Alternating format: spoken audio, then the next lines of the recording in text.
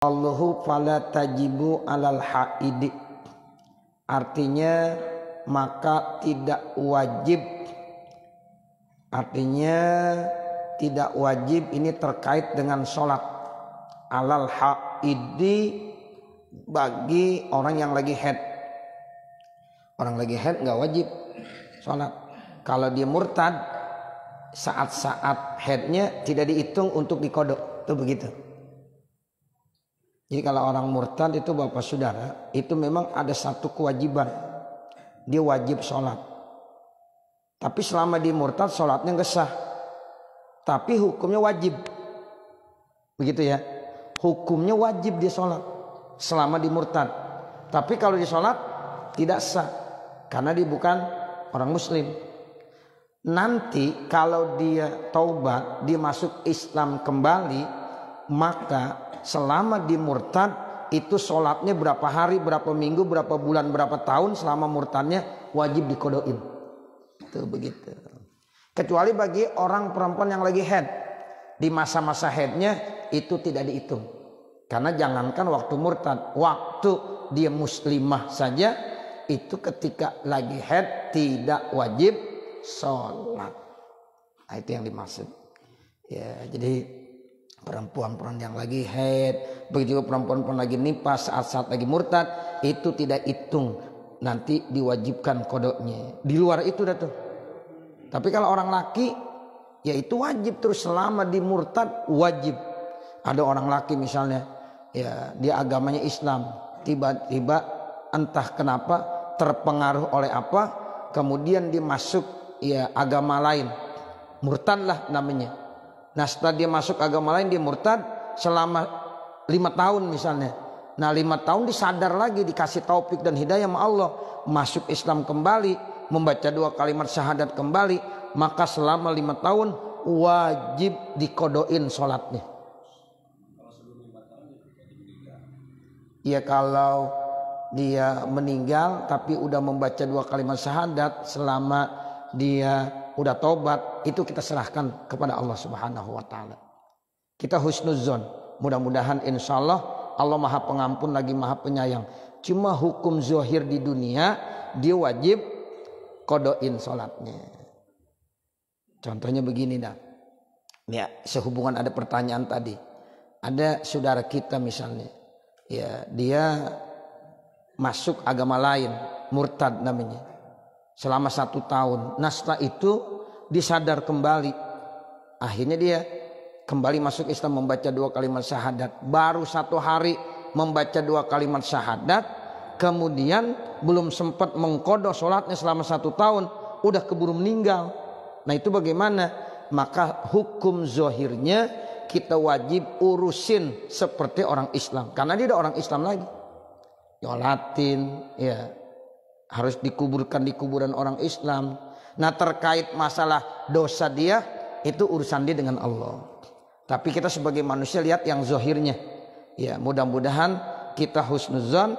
Ya Allah ampunin tuh ya orang tersebut. Boleh diganti dengan fidyah? Boleh. Ya kalau memang kondisinya nanti ada pendapat yang menyatakan orang kalau ninggalin sholat, ninggalin puasa boleh dibayar dengan fidyah. Ada juga kalau sholat jangan dibayarin fidyahnya, silahkan kodoin. Tapi kalau puasa silahkan bayar fidyah. Begitu. Jadi ini ada beberapa pendapat di kalangan para ulama fikih. Begitu. Jadi yang mau kodoin sholatnya dari keluarganya boleh. Kalau dia nggak mau kodoin, dia mau bayarin fidyah saja, ada kil yang punya pendapat begitu. Sholatnya dikodoin, puasanya dipidyain. Ada lagi yang sholatnya dipidyain, ya puasanya dikodoin. Ada lagi lam tubda walam tukdo, kagak dipidyain, kagak dikodoin. Tapi kita ngambilnya yang umum. Guru-guru kita ngajarinnya kalau sholat dikodoin, kalau puasa diapain? Dibuatin fidyah. Itu yang umum ya, yang umum. Tapi nanti berkembang memang pendapat berkembang. Nah seperti itu. Jadi kalau tadi pertanyaannya boleh nggak keluarga ya kodoin? Boleh. Atau dipidyain aja? Boleh. nggak apa-apa.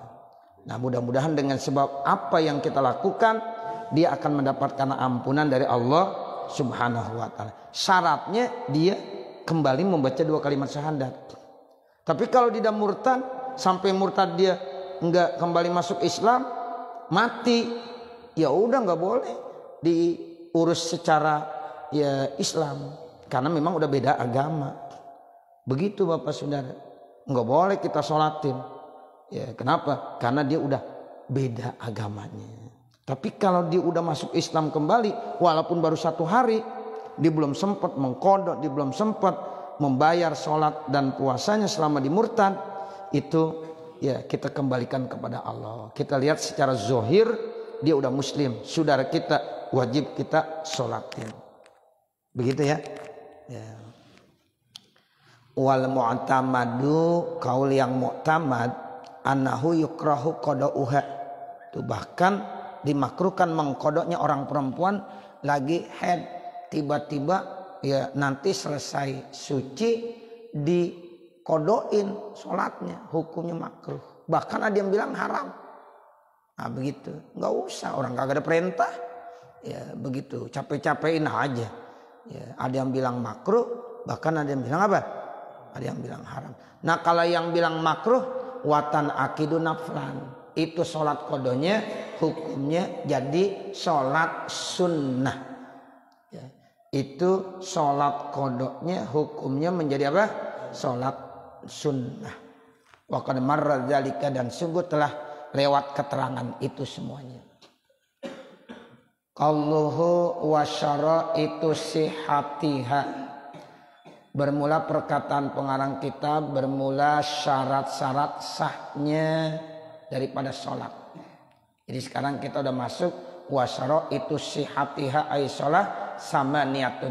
Jadi syarat-syarat sahnya sholat itu ada 8. Di 8 macam ini penting nih, harus kita ketahui.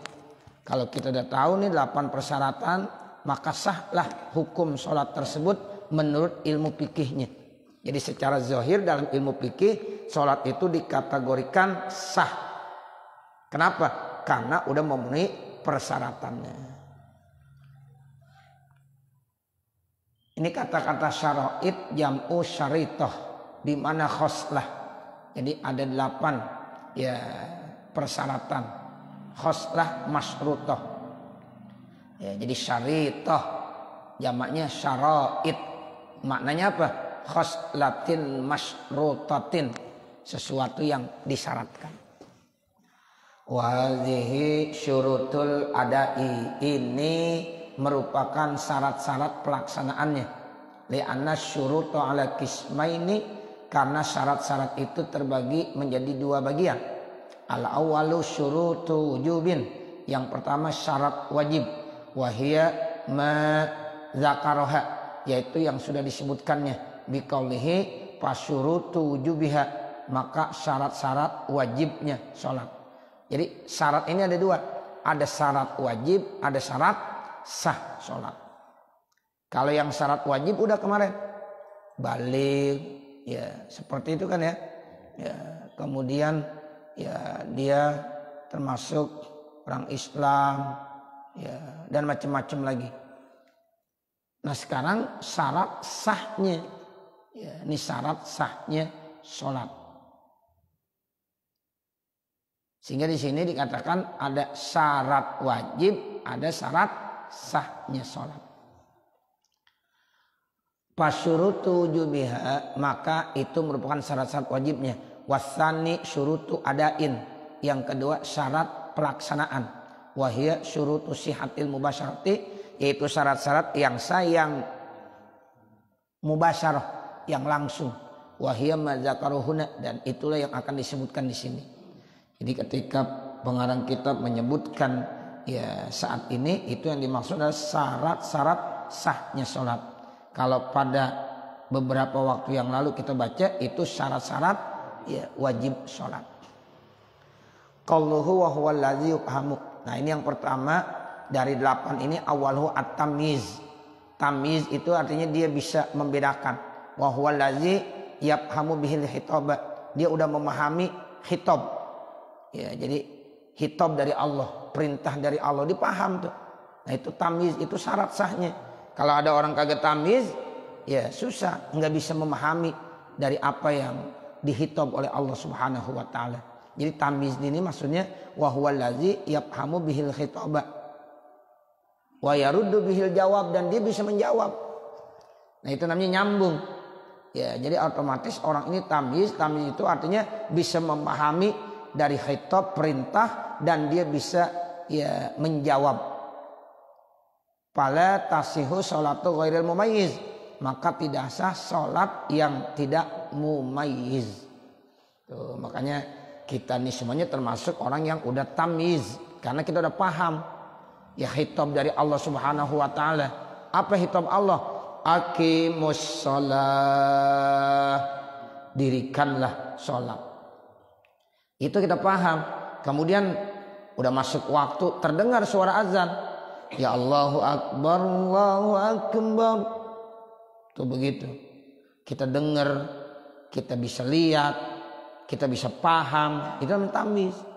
Kalau ada orang ngelihat enggak, mendengar enggak, ya paham enggak, ya namanya nggak ada tamyiz, nggak ada kewajiban. Ya, jadi pada saat itu dia nggak kewajiban melaksanakan sholat. Misalnya ada orang tuli juga, buta juga, kemudian ya nggak paham ya terkait masalah khitab dari Allah. Nah itu susah. Dia bisu, dia tuli, dia buta, nggak ada tamyiz di situ. Dia nggak paham terkait tentang khitab Allah. Nah itu tidak ya, kewajiban dia, ya. Nah itu. Nah ini yang dimaksud tamyiz begitu. Allazi yafhamu ai al-mumayyiz al-mafhum min qawli at-tamyiz. Itu dari perkataan kata-kata tamyiz, huwallazi yafhamu bihil khitab, yaitu memang dia paham terkait tentang khitab dari Allah. Itu yang pertama. Wasaniha, syarat sah salat yang kedua, ma'rifatu fardiyatiha, mengetahui fardu-fardunya, ais salatil mafruḍati, yaitu salat-salat yang diwajibkan. Fala tasihu salatu man jahila zalika, maka tidak sah salat orang yang tidak tahu. Jadi artinya kita harus ma'rifat, tahu tentang fardu-fardu dalam salat. Itu namanya ma'rifatu fardiyatiha. Ai artinya kaunuha pardon, bahwa sholat itu merupakan kewajiban. Wahada, dan inilah budda minhu, mesti daripadanya pihakil ami wa ghairi, baik pada hak orang awam maupun yang lainnya. Wa amma qalluhu wa tamyizu faraidiha, adapun kata-kata bisa membedakan fardunya, ya fayatakhalafani fihi, maka itu ada dua perbedaan. Kama asyara ila zalika syarih, sebagaimana itu diisyarahkan oleh pensyarah ini kitab, bil istisna'i, dengan kata-kata istisna, pengecualian. Qalluhu illa ayataqida, perkataannya kecuali bagi orang-orang meyakini, ya bimustasnan, dengan pengecualian min qawlihi wa tamyizun ila akhirih, yaitu dari kata-kata tamyiz sampai akhirnya. Ya, jadi di sini ya dia harus tahu makrifah keparduannya tentang sholat yang fardu tadi. Tapi kalau ya ada orang yang jahil yang tidak tahu, ya otomatis tidak sah sholatnya. Makanya ilmu penting. Kita belajar ilmu untuk ibadah itu wajib. Kalau kita sholat, kita wajib tahu ilmunya terkait tentang sholat, Bapak Saudara. Jangan sampai kita jahil, kita nggak ngerti apa-apa. Kita harus bisa membedakannya, mana yang wajib dalam sholat, mana yang sunnah di dalam sholat. Nah sunnah itu ada sunnah abad, ada sunnah hayat. Nah itu harus kita tahu itu. Nah makanya orang ngaji itu wajib begitu. Jangan kita udah puluhan tahun sholat tapi ditanya mana rukun sholat, mana yang disebut dengan sunnah abad dalam sholat, mana yang dimaksud dengan sunnah hayat dalam sholat, enggak tahu. Nah itu jangan, enggak boleh. Ya. Nah disinilah pentingnya orang yang ibadah harus belajar. Jadi jangan dianggap gampang aja sholat. Sholat cuma begitu-begitu doang, diri, ruku, sujud. Ya, tapi harus tahu dari awal, dari mulai kita takbiratul ihram.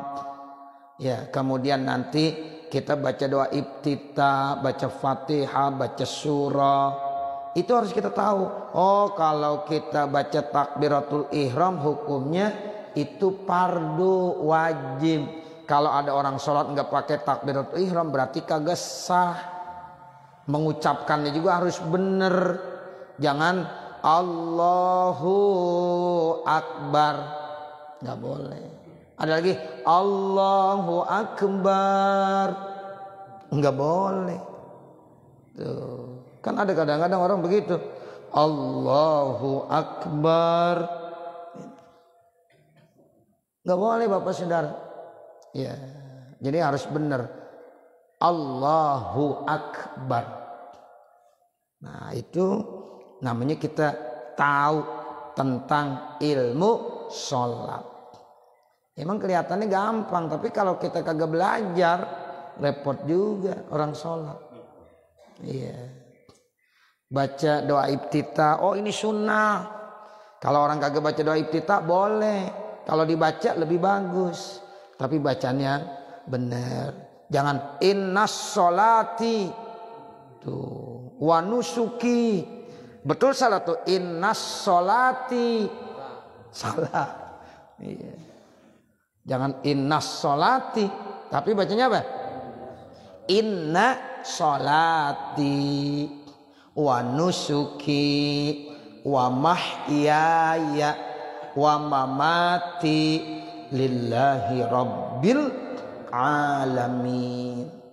Itu begitu. Ya. Jadi ya kita harus bisa tuh. Ya. Nah, makanya jangan jahil. Enggak boleh tidak tahu. Kita harus bisa. Caranya bagaimana? Kita ngaji. Tuh, jadi salah satu kita ngaji tujuannya begitu supaya terkait tentang ibu sholat kita tahu, ilmu-ilmu ibadah yang penting kita tahu. Kita ngaji mas sekarang bukan pengen jadi kiai, bukan. Ya. Jadi bapak saudara ngaji, ya tujuannya pengen jadi kiai, bukan. Pengen jadi ustadz, bukan. Tapi pengen benerin supaya ibadah kita apa? Sempurna. Kalau pengen jadi kiai terlambat ngaji ginari, ya. Nah begitu. Iya. Jadi kita pengen benerin ya supaya ibadah kita sempurna. Yang sudah baik bisa lebih baik, yang masih kurang baik menjadi baik. Itu begitu. Makanya kalau nggak ada ya apa masalahnya, kalau kita nggak tahu, nggak paham terkait tentang ibadah-ibadah kita dalam pengajian boleh nanya, boleh. Ya nggak usah malu-malu, tanya aja. Ya ini dalam rangka untuk islah supaya kita memperbaiki ibadah kita seperti itu. Jadi tujuannya begitu, untuk memperbaiki ibadah kita kepada Allah Subhanahu wa ta'ala. Tuh seperti itu.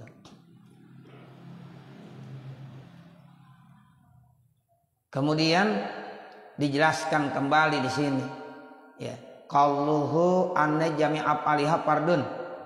Ya, perkataannya sesungguhnya semua perbuatan-perbuatannya fardu.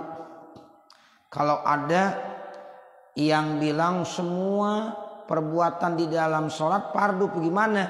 Itu payu gota paru ada mutamis, maka diampunkan karena dia tidak bisa membedakan. Kalau ada orang awam banget, ya dibilang begini, Ustaz saya udah tua, udah kagak paham. Ya ini rukun, ini sunnah hayat, ini sunnah abad. Gimana kalau saya anggap semuanya fardu aja? Masih diampunin, masih boleh. Karena yang rendah kalau dianggap jadi tinggi boleh. Yang kagak boleh semuanya dianggap sunnah. Nah itu yang kagak boleh. Sebab yang tinggi dinilai rendah nggak boleh. Kalau bapak jatahnya dapat uang ya 1 juta, kemudian dikasih 1.500.000, boleh nggak? Boleh. Tapi jatahnya 1 juta, kita kasih 500.000, bagaimana? Iya. Jadi kalau jatah kita dapat 1 juta, dikasih cuma 500.000, nagih, mana kekurangannya? Jatah kita 1 juta dikasih 1.500.000. Nah, begitu. Jadi kalau seandainya ini sholat, ya semuanya dianggap ya fardu rukun, itu boleh. Dari mulai takbiratul ihram, doa iftitah, baca Fatihah, baca surah, semuanya wajib. Masih maghfur, diampunin. Kenapa? Orang tersebut memang kondisinya udah lemah. Ngaji udah tua. Dibilang ini kagak ngerti, bilang ini enggak ngerti. Ya udah gampangin aja. Wajib semuanya. Nah, itu masih boleh. Tapi yang terbaik, yang wajib ya wajib, yang sunnah abad, yang sunnah hayat ya sunnah hayat. Itu begitu. Contohnya begini dah kalau ditanya. Ketika kita sholat takbiratul ihram, wajib sunnah hayat apa sunnah abad? Jawab. Wajib. Ya. Kemudian kita baca Allahu Akbar kabiro inna sholati sampai selesai. Itu hukumnya apa? Sunnah. Sunnah apa? Sunnah hayat. Kemudian kita baca Fatihah. Bismillahirrahmanirrahim. Alhamdulillahirabbil alamin sampai selesai. Itu hukumnya wajib, sunnah, abad apa hayat? Wajib. Wajib sama rukun sama ya. Itu wajib atau rukun boleh aja. Kita baca surah, misalnya kita baca wasyamsi waduhaha di dalam sholat, itu hukumnya sunnah abad, sunnah hayat apa wajib? Sunnah hayat. Berarti kita udah paham semua. Tadi sholat subuh kita baca kunut Allahumma hdina fiman hadait, itu hukumnya wajib, sunnah hayat apa sunnah abad? Sunnah abad. Ya, itu begitu. Jadi kalau ada orang kagak baca kunut, sholat subuhnya sah nggak? Sah. Karena hukumnya sunnah abad. Cuma ya nanti ada apa? Ada yang harus diingat. Ya itu dianjurkan untuk sujud sahwi. Sekarang kalau ada orang kagak kunut, kagak sujud sahwi, sah nggak sholat subuhnya? Sah juga. Nah begitu. Jadi disinilah pentingnya kita belajar. Jadi kalau ada orang sholat ya pakai kunut, silahkan. Ada orang sholat subuh nggak pakai kunut, silahkan saja. Cuma kita yang udah biasa pakai kunut, pertahankan itu baca kunutnya. Tapi kalau ada saudara kita yang sholat subuhnya nggak baca kunut, silahkan. Ya begitu. Cuma jangan jadi imam di mushola al-makmur. Begitu. Kenapa? Harus menghormati. Sebab di sini semuanya kalau sholat subuhnya baca kunut. Kalau ente jadi makmum boleh. Karena sama-sama saudara kita. Gitu. Yang sholat subuh pakai kunut boleh. Yang kagak baca kunut juga silahkan. Dua-duanya benar. Iya benar. Nah begitu. Jangan saling menyalahkan. Itu orang enggak ya pakai kunut sholat subuhnya kagak sah. Ya ada yang bilang itu orang sholat subuhnya pakai kunut bid'ah, kullu bid'atin dolalah wa kullu dolalatin finnar. Berarti orang sholat subuh pakai kunut di neraka. Yang kagak sholat subuh girang, bagus kok kagak sholat subuh. Ya, nah begitu. Jadi yang sholat subuh pakai kunut salah, yang nggak pakai kunut salah. Akhirnya yang kagak sholat subuh, alhamdulillah gue kagak sholat subuh.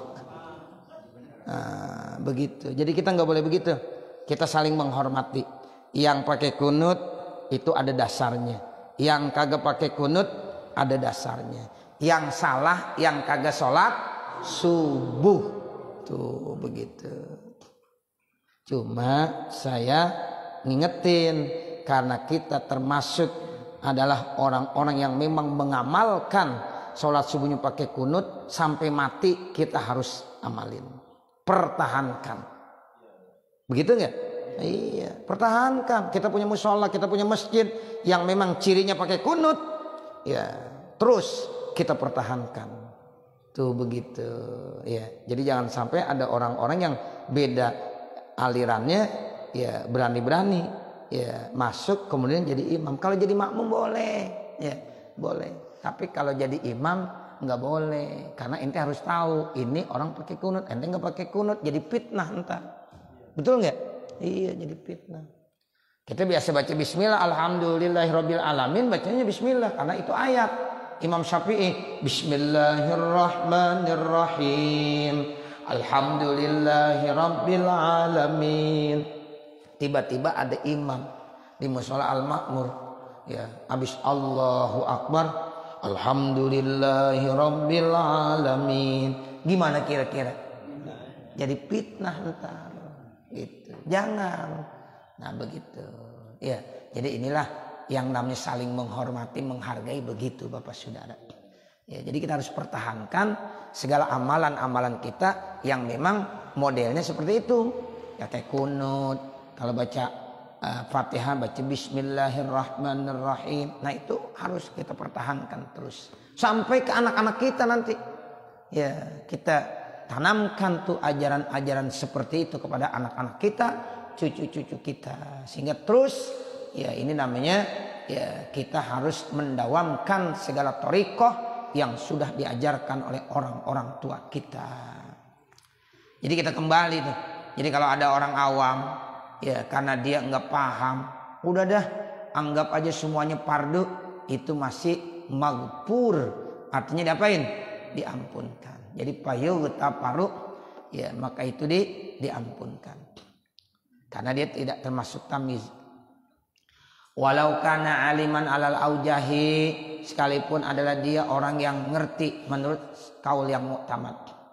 Wal muradu bil alimi huna, dan yang dimaksud dengan orang yang alim di sini manistaghala bil ilmi zamanan, orang yang menyibukkan waktunya dengan belajar ilmu, taqdil adah, yang menurut kebiasaan adat, fihi padanya, bi ayyumaizal fardu wan nafla, sehingga dia bisa membedakan mana yang fardu dan mana yang sunnah. Jadi yang dimaksud orang alim bukan mesti kiai, bukan mesti ustaz. Yang penting kita waktu sholat udah tahu, udah bisa membedakan. Oh ini rukun, oh ini sunnah, oh ini sunnah hayat, ini sunnah abad. Itu namanya kita udah alim, udah ngerti, udah paham. Tuh begitu. Nah saya yakin karena kita memang yang ngaji, ya itu kalau ditanya masalah sholat dari mulai takbiratul ihram sampai salam pertama, salam kedua, itu kita tahu hukumnya masing-masing. Nah berarti kita udah apa tuh? Udah alim, ya enggak jahil namanya. Nah itu maka yang dimaksud naumul alimi khairun min ibadatil jahili, itu begitu.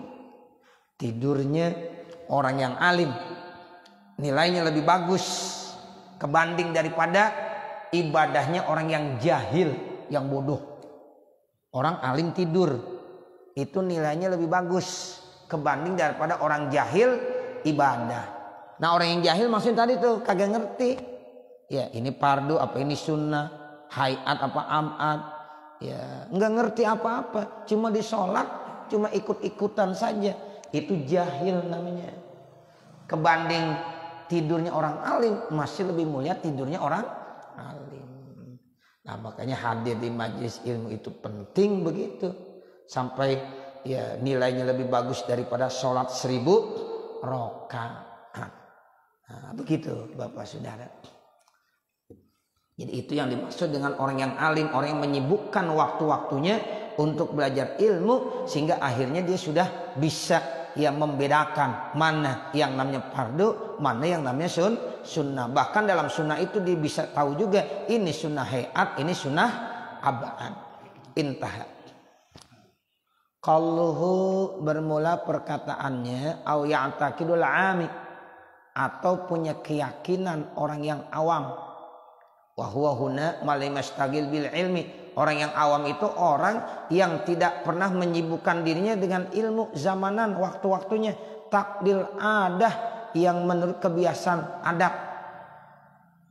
Bi ayyumayyiza fihi bainal fardhi wan nafli, sehingga dia tidak bisa membedakan mana yang fardu dan mana yang sunnah. Itu namanya orang yang awam. Kenapa di awal? Karena nggak mau menyibukkan waktunya untuk hadir di majelis ilmu. Kan ada orang Pak, ibadahnya rajin, tapi kalau hadir di majelis ilmu kagak mau. Ada nggak yang begitu? Iya. Kalau ibadah merajin, cuma hadir di majelis ilmu nggak mau. Ini bahaya. Jadi nggak tahu bahwa hadir di majelis ilmu itu nilainya lebih tinggi. Iya kan? Iya. Kadang-kadang ibadahnya rajin banget dah. Tapi kalau majelis ilmu nggak pernah hadir. Nah ini jangan. Kita minimal seminggu adalah yang kita buatkan waktu. Jangan sibuk terus. Maaf Ustaz, saya sibuk banget. Ya, sibuk banget tiap hari. Nah itu jangan. Ya, jadi kita harus bisa membuatkan waktu. Yang manusia semuanya sibuk Pak. Ini bukan berarti yang hadir pengangguran semua, bukan. Ya. Ini kita jangan dianggap pengangguran, ya, gitu. Ini nih orang-orang sibuk semua. Iya, ya Allah. Ya, jadi kita harus ya buatkan waktu. Jangan sampai alasannya, mohon maaf Ustaz, saya belum bisa hadir majelis ilmu karena saya sibuk banget. Tuh. Nah kita ini orang sibuk semuanya, tapi bisa meluangkan waktu untuk bisa hadir di majelis ilmu. Tuh begitu. Makanya bagus Bapak Saudara. Tinggal datang doang, duduk udah, itu pahalanya udah besar banget. Ya, gede dah pahalanya. Nanti kalau di hari kiamat baru kita paham, Masya Allah betapa besarnya hadir di majelis ilmu. Tuh, baru kita nyesel. Kenapa dulu saya waktu hidup saya dengar ada pengajian di sana, di sini, tapi tetap aja enggak mau hadir. Nah, itu baru nyesel. Orang nyesel kan belakangan. Benar? Iya, yang namanya nyesel belakangan. Ya Allah. Nah ini. Jadi orang yang awam itu dia enggak pernah bisa menyibukkan dirinya sehingga tidak mau dan tidak menyempatkan untuk hadir di majlis ilmu. Wa amma fi ghairi ma huna, adapun pada selain apa yang ada di sini, bahwa malam yahsul minal fikhi, maka dia termasuk orang yang tidak hasil dalam ilmu fikih syai'an sedikit pun, yahtadi bihi ilal baqi, yang bisa memberikan penunjuk kepada sisa-sisa yang lainnya. Makanya Allah itu sudah menjelaskan dalam hadis Nabi, kan dibilang may yuridillahu bihi khairan yufaqihu fiddin. Siapa-siapa yang Allah kehendaki baik, maka Allah berikan pemahaman di dalam masalah agama. Tuh, jadi kalau kita paham masalah agama, oh ini halal, ini haram, ini wajib, ini sunnah, ya itu tuh kita udah paham terkait tentang masalah agama. Berarti kita termasuk orang yang diberikan nilai-nilai kebaikan oleh Allah Subhanahu wa ta'ala. Begitu. Makanya beruntung ya, kita bisa diberikan pemahaman di dalam masalah agama. Nah, orangnya namanya faqih, orang yang paham terkait tentang agama tuh faqih. Kalau satu, kalau banyak namanya fuqaha. Jadi ada faqih, ada fuqaha. Kalau alim orang yang ngerti satu, kalau banyak namanya apa? Ulama. Tuh, jadi ada alim, ulama, ada faqih, fuqaha. Ya, nah ini jadi ya, diharapkan tuh kita supaya dapat dijadikan sebagai hamba-hamba Allah yang pilihan. Siapa yang dipilih? Ya itulah orang-orang yang bisa memahami agama.